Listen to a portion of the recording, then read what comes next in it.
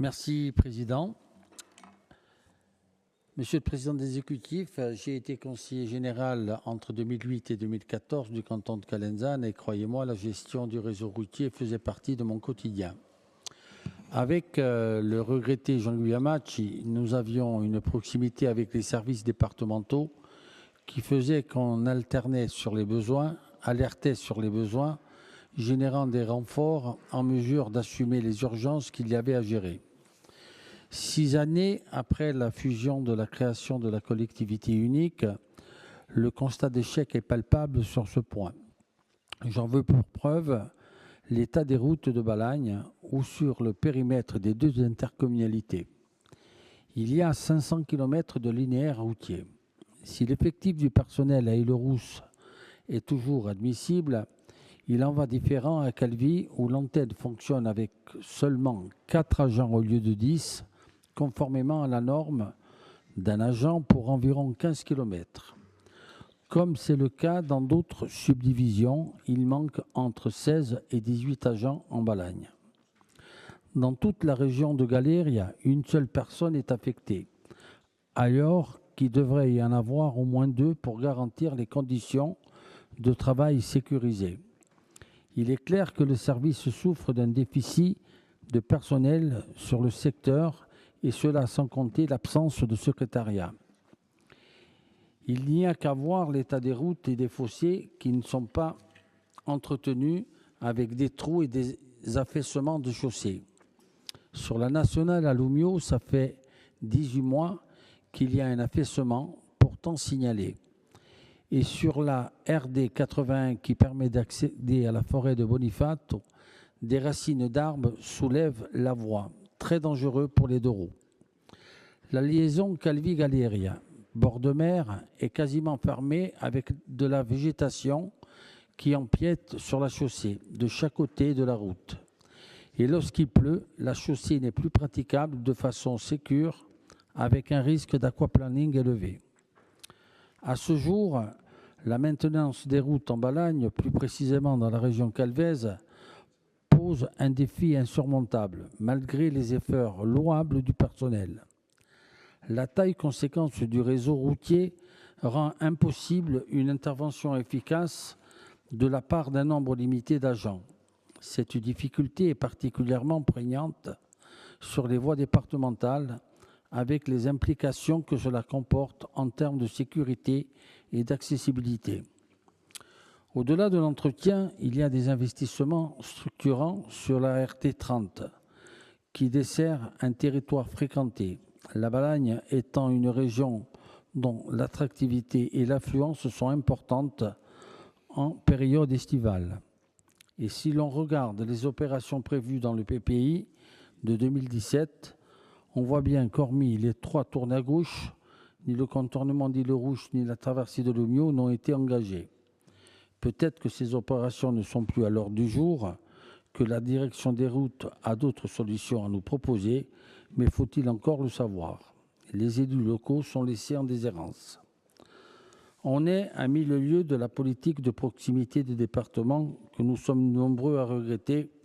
L'état de nos routes en est le symbole. Donc il faut revoir les engagements de la collectivité. S'ils sont à corriger, ça passe par l'actualisation du schéma directeur des routes et bien sûr les tenir lorsque ceux-ci sont votés, le plus souvent avec un prévisionnel et un calendrier de réalisation. Siégeant à l'Assemblée de Corse, à l'Assemblée des maires de Haute-Corse, je ne compte plus les maires qui attendent et espèrent que les engagements des travaux arrêtés attributifs soient honorés. Je ne vous présenterai qu'un exemple, celui de notre collègue Marie-Thérèse Mariotti. Depuis 2015, la commune de Taïsolaccio alerte la CDC sur l'extrême dangerosité du croisement de la RT10 et de la RD30 et sur l'urgence à aménager ce carrefour. En juillet 2019, soit près plus de 4 ans, après l'Assemblée de Corse approuvait le projet d'aménagement du carrefour. Il a fallu attendre septembre 2021 pour que soit pris l'arrêté déclarant le projet d'utilité publique et depuis qu'une réunion de travail se soit tenue l'an dernier, la commune n'a plus eu de nouvelles, aucune nouvelle. soit 10 ans d'échanges et de procédures sans résultat concret, ce qui n'est pas convenable dans le paysage institutionnel actuel de la collectivité, est désormais le seul interlocuteur local des communes et concentre bon nombre de compétences sur le réseau routier. Je vous remercie pour votre écoute et pour vos réponses. Harry Gradia, la parole au président du Conseil exécutif. Merci, monsieur le conseiller territorial, cher Pierre. Donc, quelque chose qu'on ne pourra pas vous reprocher, c'est de ne pas avoir les bonnes informations. Donc, je pense que vous avez, et je le sais d'ailleurs, l'occasion d'échanger directement avec de nombreux agents, malgré mes contraintes, y compris mes consignes, au conseil de la majorité territoriale, qui me sollicite souvent et directement pour le même type de difficultés, et qui appellent mon attention sur les carences, les besoins, qui relayent. Et c'est normal, et je les comprends, mais c'est vrai que nous essayons de mettre en place une façon de procéder qui veut qu'il n'y ait pas d'intervention directe, notamment des élus de l'Assemblée, qu'ils soient la majorité ou l'opposition, dans les circuits de décision administratifs. C'est quelque chose d'important, mais ça ne peut fonctionner que si l'administration elle-même est efficace, parce que sinon ça crée une insatisfaction.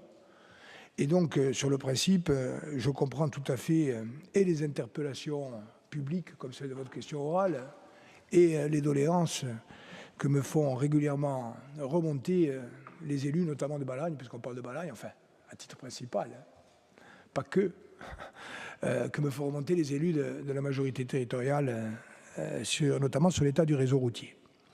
Alors, pour répondre très directement, il y a la question des ressources humaines et il y a la question des interventions, de leur financement, de leur programmation. Les ressources humaines, là comme ailleurs, nous sommes en carence structurelle lourde.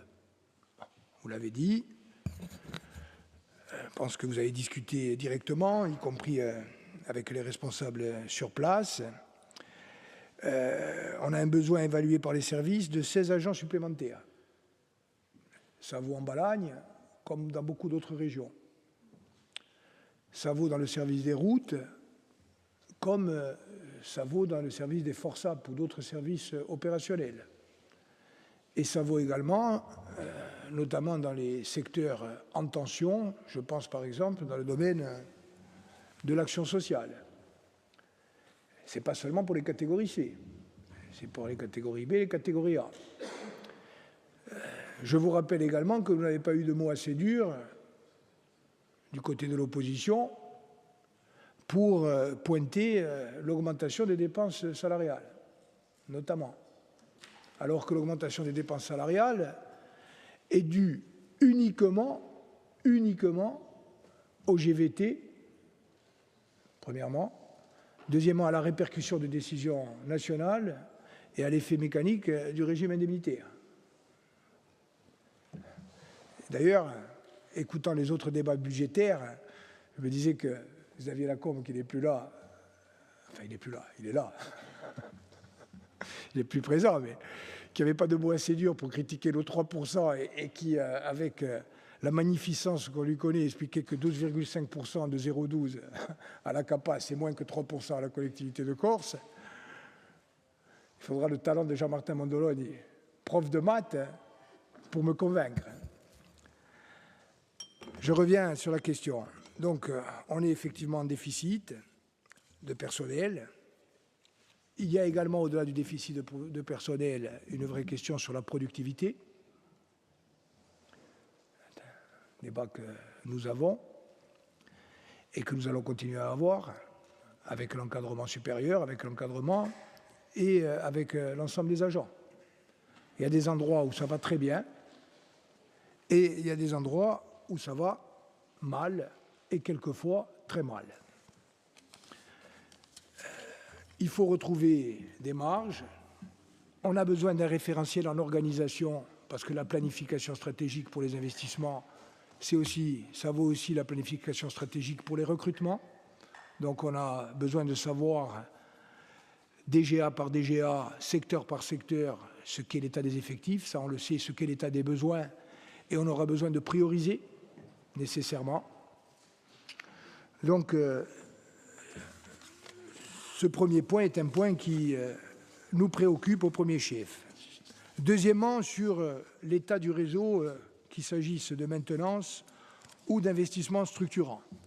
D'abord, dire que c'est vrai que parmi les avantages incontestables de l'ancien conseil départemental, il y avait le fait que l'élu départemental, cantonal, était un élu de proximité et que notamment il y avait dans ses prérogatives directes au premier chef les routes et donc une capacité aussi, je dirais à la fois à constater, à faire remonter en direct, y compris d'ailleurs en application d'une pratique administrative qui, sur le principe, ne doit pas être. Normalement, c'est à l'exécutif, quelle que soit l'instance, à avoir un contact direct avec les services. Mais ça marchait. Et donc, ça n'existe plus et on ne l'a pas remplacé de façon satisfaisante. Donc ça, oui, il faut qu'on réfléchisse. Et ça fait partie, à mon avis, du travail qui est devant nous. Après, on idéalise toujours, peut-être qu'un jour, quand je ne serai plus là, vous direz « Oh, c'était bien quand il y avait Gilles ». On idéalise toujours le passé. Le conseil départemental, il y avait aussi, y compris dans votre région, des zones entières qui se sont considérées oubliées, y compris pendant des décennies. Et c'était vrai. Non, mais ça montre que même quand il y avait un conseil départemental de proximité, etc., selon la façon dont les choses fonctionnaient ou ne fonctionnaient pas, on n'arrivait pas à avoir. Et vous savez que, y compris dans le Sud, on engage des travaux qui sont attendus depuis des décennies, on le fait sur des réseaux ex-départementaux. Et pour prendre l'exemple de la Balagne ou un peu au-delà du Jonsagne, la liaison entre le Jonsagne, le col de bataille et Spuncado, elle a été considérée comme un rattrapage historique qui était attendu et avec en arrière-plan. Alors c'est vrai, on revient à la discussion, je vais faire vite, au ratio. Peut-être que si on fait un ratio euro par habitant, je veux dire, il y a clairement un surinvestissement dans le Jonsagne par rapport au réseau de la Balagne. Mais notre politique, celle du Conseil exécutif, et je ne pense pas que sur le fond vous soyez en désaccord, c'est de dire on ne peut pas s'arrêter à des ratios purement financiers. Et quand on a des régions qui ont été oubliées pendant des décennies et dans lesquelles on fait converger nos dispositifs pour réinstaller la vie, il faut aussi qu'à un moment donné, on mette un réseau routier qui permette d'aller à l'école, qui permette de faire des tournées, qui permette d'avoir des services publics, qui permette d'installer des médecins, etc. Bon, donc ça, on l'a fait. Donc je termine en disant, sur la Balagne, tous les cas, tous les points que vous avez évoqués sont parfaitement identifiés. Je vous rappelle quand même, vous ne l'avez pas dit, mais c'est parce que simplement vous l'avez oublié, mais je sais que vous l'avez en tête, qu'on a fait des travaux importants cette année, par exemple, pour près de 2,5 millions d'euros, avec du revêtement de chaussée à Palasque, revêtement de chaussée à Belgouer, revêtement de chaussée à Calenzane, revêtement de chaussée à Montegrosso, revêtement de chaussée à Santa Ribarada et à Montigielo, à Courbagne, à l'Isola et, je l'ai dit, à Ospuncado. Par ailleurs, par exemple, on a passé en commission permanente le déclassement de l'ancienne déviation de l'île Rousse, ce qui va permettre aussi, je dirais, de prioriser des opérations de moindre envergure, mais qui vont être tout aussi utiles. Sur les travaux lourds, les 3 tournes à gauche, Lugno, l'aménagement de la traverse, la sécurisation et l'élargissement de RD 151 sur la commune de Pigne, l'élargissement entre Ucciglioni et Courbagne, l'aménagement de la traverse de Santa Ribarada de Balagne, tout ça est en cours, donc on va le faire, c'est programmé, ça a été dit au maire. On le mettra aussi dans la PPI, comme ça on aura un document qui sera un document cohérent et visible. Je termine, me tournant donc vers Marité Mario. Alors c'est vrai qu'il y a eu l'enquête en 2019, le projet d'aménagement, mais ce sont les délais, vous le savez, de 2-3 ans, qui sont des délais normaux. Aujourd'hui, cette opération qui vous tient à cœur, elle s'inscrit dans le programme de sécurisation globale des différents carrefours, Taglio, Talazzani, mais également vers le sud, Solaro, Alegria, Ghisonaccio, Ventiseri, puis aussi en revenant vers la Casinca, Sorbo-Cognane, etc. En ce qui concerne la commune de Taglio, le DCE est en cours de finalisation. La consultation des entreprises interviendra très rapidement pour un déroulement des travaux en fin d'année, enfin en dernier trimestre 2024 et au début de 2025. Voilà ce que je pouvais vous dire à ce stade.